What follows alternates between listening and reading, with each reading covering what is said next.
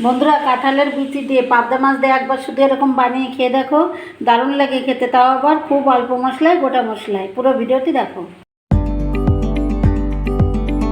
নমস্কার, হ্যালো বন্ধুরা, কেমন আছো তোমরা সবাই? আশা করছি ভালো। আমিও আছি মোটামুটি। এই যে এখন সবাইকে শুভ দুপুর। রান্না করব পাবদা মাছ। এই যে আমি ভালো করে কেটে ধুয়ে এখন লবণ হলুদ মাখিয়ে নিচ্ছি। লবণটা দিয়ে দিলাম। মাছগুলো একটু ছোট কিন্তু তাজা আছে, টাটকা মাছগুলো একদম। আর হলুদটা দিয়ে ভালো করে মেখে নিচ্ছি। আজকে আমি সম্পূর্ণ গোটা মশলা একটু পাতলা করে কাঁচা লঙ্কা চিড়ে দিয়ে কাঁঠালের বিচি আর আলু দিয়ে ঝোল করব। পুরো ভিডিওটি দেখো, আশা করছি ভালো লাগবে বন্ধুরা।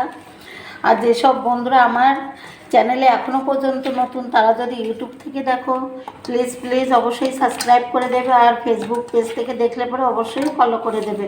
আমার ফেসবুক পেজের নাম হচ্ছে মানসী কিচেন, সেখানে যেয়ে প্লিজ আমাকে ফলো করে দিও বন্ধুরা।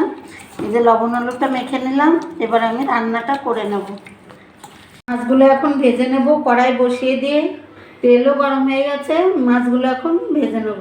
একটু সাবধানে দিতে হবে মাছটা, পাবদা মাছ তো তেল ছিটকয়, এই জন্য একটু দূরে দাঁড়িয়ে দিতে হবে। মাছটা আমি ভেজে নিচ্ছি, গরম হয়ে গেছে তেলটা, সাদা তেলে রান্না করছি। মাছ এক খোলা ভাজা হয়ে গেছে। এই যে উল্টে পাল্টে সুন্দর করে ভেজে নিয়েছি, একটা প্লেটে তুলে নিচ্ছি। এক খোলা ভাজা হয়ে গেছে।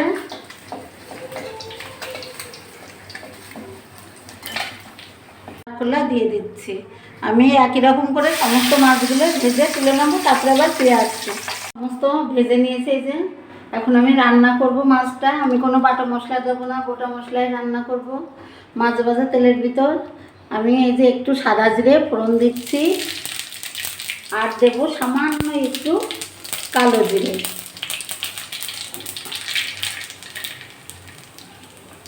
এবার আমি এই যে কাঁঠালের বিচি আর আলু ভালো করে কেটে ধুয়ে নিয়েছি। প্রথমে আমি আলুটা একটু ভেজে নেব, কাঁঠালের বীজটা একটু পরে দেবো। আলু আমি একটু লবণ আর হলুদ দিয়ে ভেজে নিচ্ছি। আলুগুলো আমি 30% মতো ভেজে নিয়েছি। এবার আমি কেটে ধুয়ে রাখা কাঁঠালের বিচিগুলো দিয়ে দেবো। কাঁঠালের বিচি দিয়ে যে কোনো তরকারি বা মাছ, বিশেষ করে ছোটো মাছ, চিংড়ি মাছ ভীষণই টেস্টি লাগে বন্ধুরা, তোমরা জানো। আমি আজকে পাবদা মাছ দিয়ে কাঁঠালের বিচিতে রান্না করছি, খুবই ভালো লাগবে।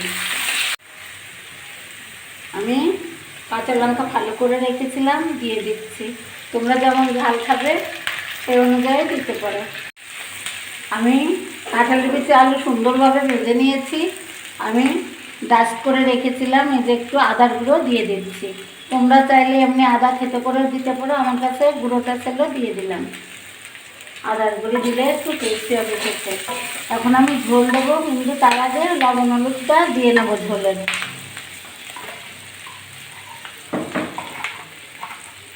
স্বাদ মতো লবণ দিয়ে দিলাম,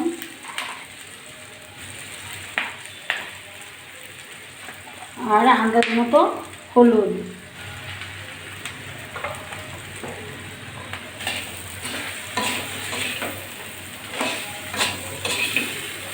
এখন আমি ঝোল দেব, ঝোলটা দিয়ে দিচ্ছি।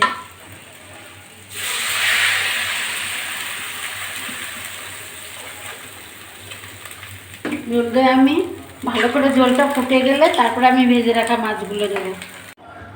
ঝোল সুন্দরভাবে টকবক করে ফুটে গেছে। আমি এখন ভেজে রাখা মাছগুলো দিয়ে দিচ্ছি ঝোলের ভিতরে। মাছটা দিয়েও আমি 5 মিনিট মতো আরও ফুটিয়ে নেব। বন্ধুরা, এই যে কাঁঠালের বিচি আলু দিয়ে আমার পাবদা মাছ রান্না করা কমপ্লিট। চুলাটা বন্ধ করে দিচ্ছি।